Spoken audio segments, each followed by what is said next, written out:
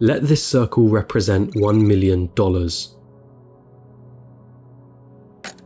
This is what $10 million would look like.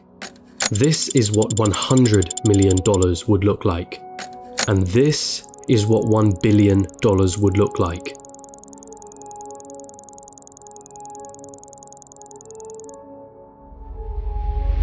Jeff Bezos, the founder of Amazon, has a net worth of 117 times this number. And then there's you.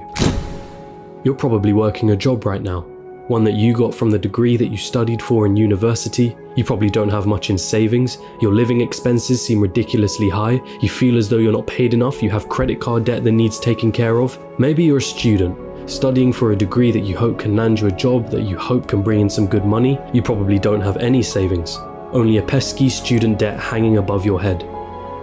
Wealth? Getting rich? That all seems like a distant dream. How did they do it, you ask yourself? Seeing all those millionaires, billionaires, especially the ones who got there at such a young age, it baffles you, it makes you angry. They got lucky. They were born into wealth. They cheated their way to the top. That money doesn't make them happy. Money is evil anyway. I'm not smart enough. I'm just unlucky. Those dreams you had of buying that mansion, your favorite sports car, paying off your mortgage, traveling around the world, they'll forever remain that way. Just dreams. Nothing more. Nothing less. You come to the harsh realization, it's a rigged game. It's been a rigged game from the start. And you're on the losing side of it.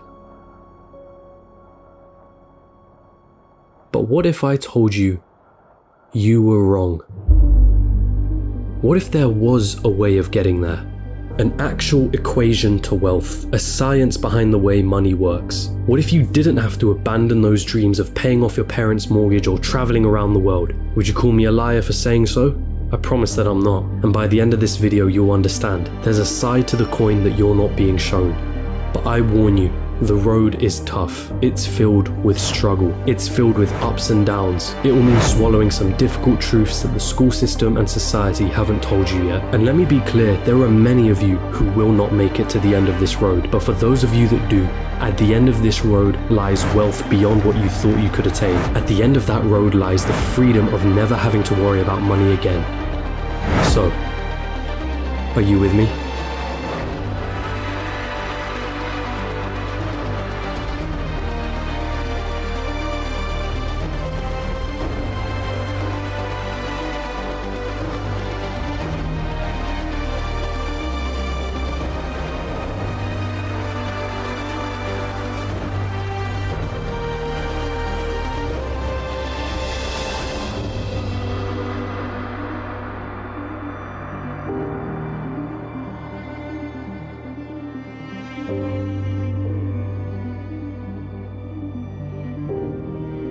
Still with me?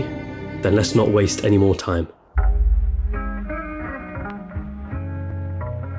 What do you really think about money? Is it something you work for? Is it earned or is it inherited? Is it the root cause of all evil? Are you desperate to have more of it? Have you been chasing it most of your life? Truth is, most of what you think about money has been influenced by your upbringing and environment. If you were born into a family that didn't have much money growing up, then you're more inclined to believe that you too will not grow up to have much money. Or perhaps you went on the complete opposite end and decided to make as much money as you can so that you will never be in that position again.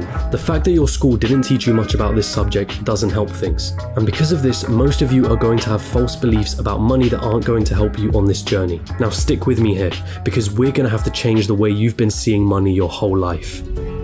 Hollywood has always had a habit of depicting the wealthy and rich as evil, backstabbing, entitled, or corrupt individuals. If you won't get me a squirrel, I'll get one myself. Question is, have you bought into that stereotype? A recent report released by WealthX showed that of the world's ultra-wealthy, those that had a net worth of 30 million or more, 68% of them were self-made. And it seems like every other study backs up this conclusion. Warren Buffett? Self-made billionaire. Howard Schultz? Born in poverty. Oprah Winfrey? Born in poverty. Jeff Bezos? Self-made billionaire. Elon Musk? Self-made billionaire. Sarah Blakely? Self-made billionaire.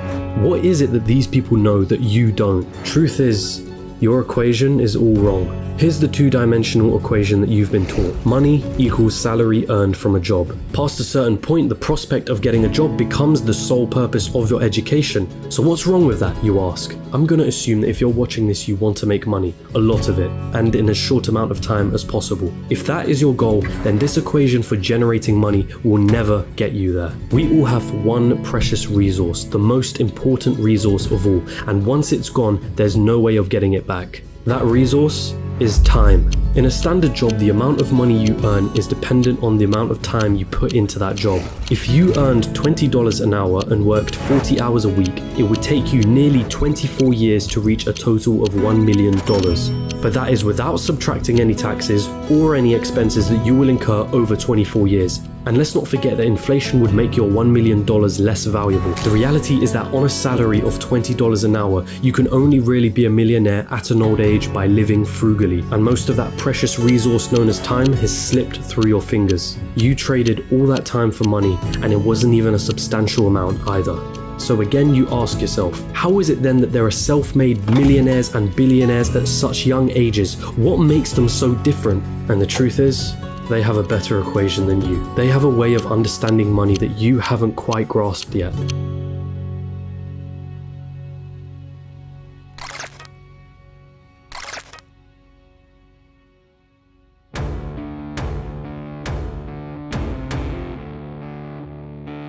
Pay very close attention now. Stop chasing money.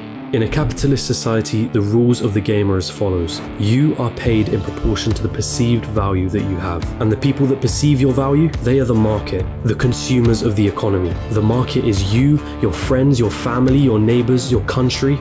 People complain that football players are overpaid, but for players to be paid millions, there has to be a market for the football industry in the first place. People have to see the value in football in the first place for them to want to spend money on matches and merchandise. And if the market has a high demand for football, guess what happens to the players who are at the top of their game? They are paid generously for it. It's not about how hard you work. The cleaner that's sweating and tiring himself out every day is paid far less than the accountant sitting behind a desk. Why? Because the market perceives the value of what the cleaner does to be far less than the accountant. As harsh as it may sound, the cleaner can be replaced by anybody. It isn't difficult to learn how to do his job, and therefore the market will not pay him more than the accountant, the guy who spent years studying numbers, the guy who has saved his clients thousands on their taxes. But even so, we just discussed how getting a job isn't the right equation to amassing a great amount of wealth in a shorter period of time. So then how can we increase our perceived value? What is it about people like Elon Musk or Jeff Bezos that makes their perceived value so high? The first step to this equation of wealth is quite simple. If you want money, solve problems. If you take a second to digest this statement, you'll realize that just about all money runs from this basic premise. If it solves a problem, money will be thrown at it. If it's $1 million problem, then the solution will make you millions. If it's $1 billion problem, then the solution will make you billions. Think about all the problems that a site like Amazon solves. The hassle of going to a store, the hassle of having to wait weeks for a delivery, cheaper prices, and so on. Not to mention all the other companies that Amazon owns and the problems that those companies solve. Jeff Bezos helped solve $1 billion problem and was rewarded favorably for doing so. I see what you did. If you've been chasing money, then you've been doing it all wrong. It sounds almost paradoxical, but if you want money, it isn't money that you should be looking for. You should be looking for problems, and more importantly, solutions to those problems. And once you've found that solution, make a business around it. Wait, so that's it? Just solve problems and money will appear? So I'm gonna have to create the next Amazon for me to be rich, or the next Facebook or Google? You've gotta be kidding me, right? I don't even know how to code. I don't even have the money to start something of that scale. Hold on. You're once more going into old patterns of thinking. Start with a problem. Always start with a problem. Listen to the market around you. What are people saying they don't like? What are people saying they wish existed? What are people saying frustrates them? What do people think is incredibly inconvenient? Is that a problem that you can solve? And also, is it a problem that is worth solving?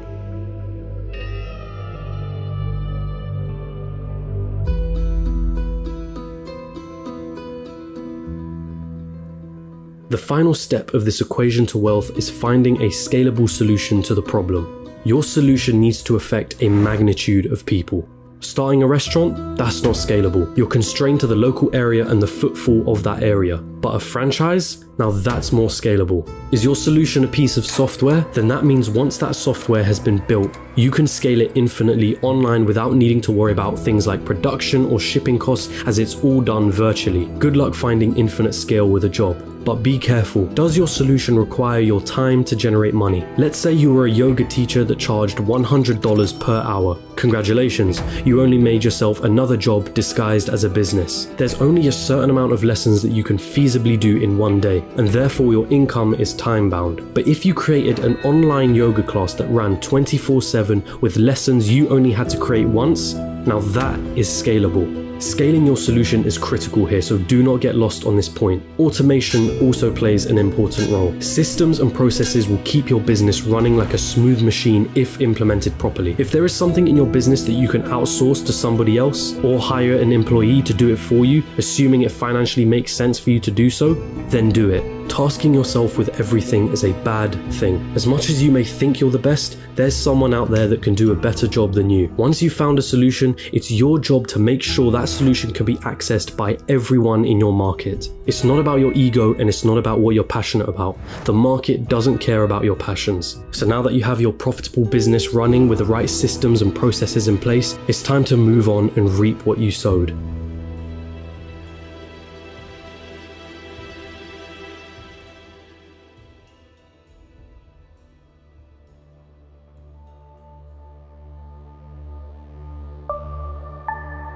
There are two likely paths you're going to face at this point. You either continue your business or cash in and sell it. This is the acquisition, the moment someone buys the solution that you spent years building a business around.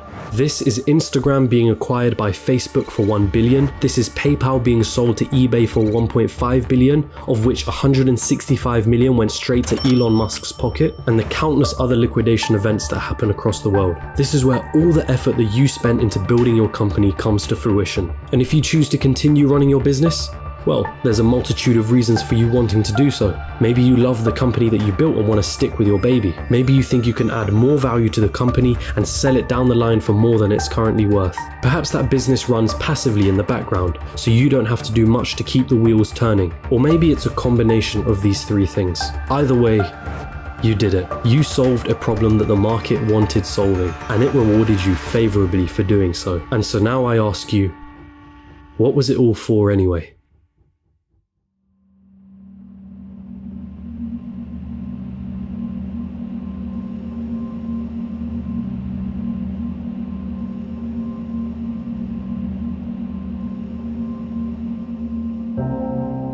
For most of you, it was never about the money.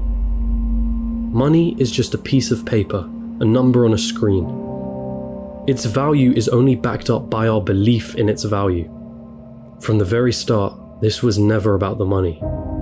Paying off the mortgage, buying your dream car, traveling around the world, never having to worry about your financial situation, it's the freedom that you were looking for. Your destination wasn't anything monetary related. It was a feeling, a sensation, the ability to do what you want whenever you wanted without ever having to cast a thought towards, can I afford this? Have I used up all my holidays for the year? How am I going to pay the rent? Will I be able to live off my pension? What dreams will I have to sacrifice because I can't afford to pursue them? The most important lesson from this video was never about the nature of money. It was about the one valuable resource that we all have, the one resource we will never be able to reclaim: time. Is giving up a large chunk of your time towards a job that you probably don't like worth it? Is your life settled on working, coming home, watching the telly, sleeping, waking up the next day, and repeating the same cycle till you retire? How many more hours of your life do you let slip through because of this pattern? Or perhaps you're fine with that reality. Perhaps you have no other choice but to follow that path for the time being. And if that's the case, there's nothing to worry about. The most you got from this video was a little entertainment and maybe a change in perspective. But there are those of you that understand the other side. Those of you that have the desire to never need to worry about money ever again. And so I feel the need to remind you, stop chasing money. Chase problems and find the solution to those problems. This is the equation through which all money is found. If you desire liberty through never needing to worry about money ever again, then let solving problems be the meaningful struggle in your life. Does it mean you'll be happy at the end of the road? Does it mean you'll feel fulfilled?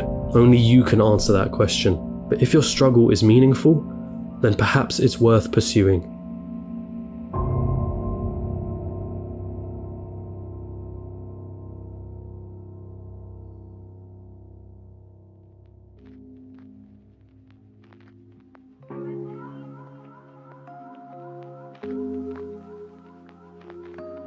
And there it is, your equation to wealth. Of course, I missed out on a lot of intricacies in this video. The topics of business, money, entrepreneurship are far too vast for me to cover in a single video like this. But if you do want to get started on this journey, I do recommend you read the works of MJ DeMarco, who heavily inspired me to create this video. And it's also important to come back to an original point that I made at the start of this, which is that most people will not succeed for various reasons. But the most important part is failing fast, and moving on to the next thing. And if you're out there doing something that isn't strictly related to a business, but you want it to make money, then asking yourself the question of what problems am I solving could lead you to find ways of better monetizing whatever it is that you're doing. And that also includes a job and a career. If you can solve more problems and find more solutions at your place of employment, you have something that you can use to leverage a higher salary. But I will end this all on the same message that I have repeated numerous times in this video. Stop chasing money and start chasing solutions to problems.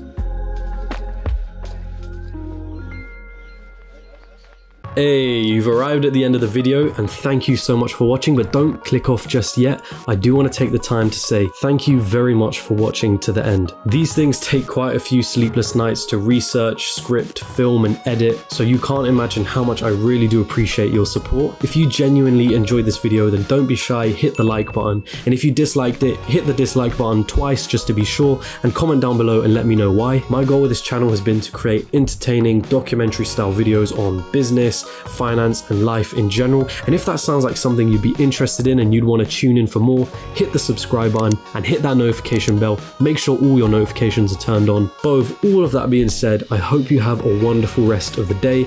As per usual, my friends, hand to head, salute.